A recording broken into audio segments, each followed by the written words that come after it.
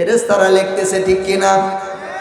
ও মুসলমান, হাশরের ময়দানে আপনি দেখতে পারবেন আপনার আমলনামার মধ্যে লেখা আছে একজন মানুষকে আপনি গালি দিছিলেন, এটা আসলে আপনি অন্যায় করেছিলেন।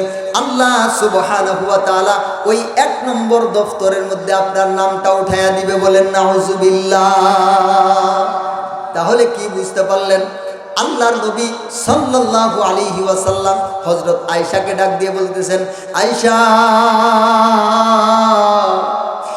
১ নম্বর দফতরের মধ্যে ওই সমস্ত ব্যক্তির নাম থাকবে, ফাযুলমুল ইবাদি বা'দুহুম বা'দা।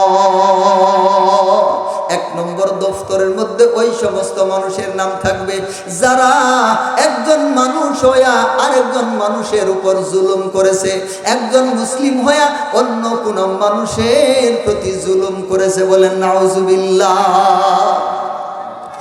মুসলমান, এদের বিচারটা কেমন হবে? আল্লাহ সুবহানাহু ওয়া তাআলা এদের সবগুলাকে আটকায়া দিবেন। সবগুলাকে কি করে দিবেন? জাহান্নামে যেতেও দিবেন না, জান্নাতে যেতেও দিবেন না। আল্লাহ সুবহানাহু ওয়া তাআলা এদেরকে আটকায়া দিবেন। আল্লাহ তাআলা আটকায়া দিয়া এদেরকে আলাদা দফতর তো করেছেন, এই জন্য ওদের আমলনামাগুলা আল্লাহ তাআলা বলবেন, ইকরা কিতাবাকা কাফা বিনাফসিকাল ইয়াউমা আলাইকা হাসিবা।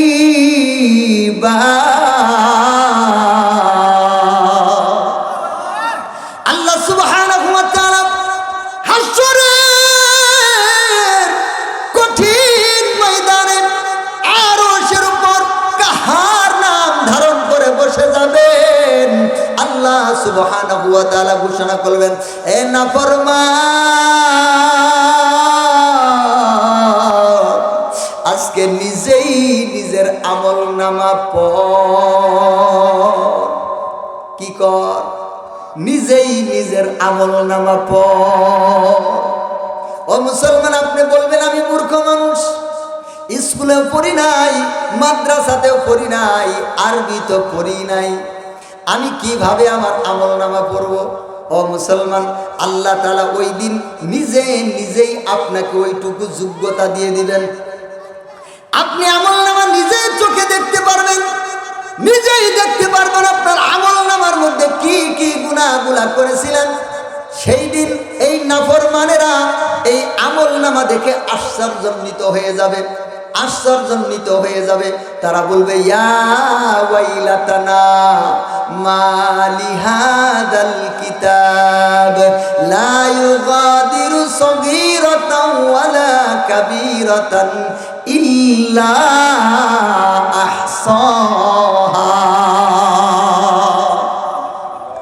মুসলমান, ছোট্ট একটা আমল, ওই আমলনামার মধ্যে লেখা আছে রাত্রের অন্ধকারের মধ্যে, রাত্রের 1টা 2টা 3টা সময় সঙ্গে কেউ ছিল না, একা একটা গুনার কাজ করে ফেলেছিলেন, একা একটা গুনার কাজ করে ফেলেছিলেন।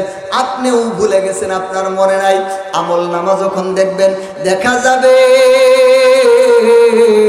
ওই ছোট্ট গুনাহটাও আমলনামার মধ্যে লেখা আছে। তখন নাফরমান চোখের পানি ফেলবে, আফসোস করবে আর হায় হায় করবে। ও মুসলমান, আল্লাহর নবী খবর দিয়েছেন, আফসোস করতে করতে করতে করতে মানুষ নিজেদের হাতগুলাকে কামড়িয়ে ছিঁড়তে থাকবে। মানুষ আফসোস করলে আঙ্গুল কামড়ায় না? কথা কয় না কেন?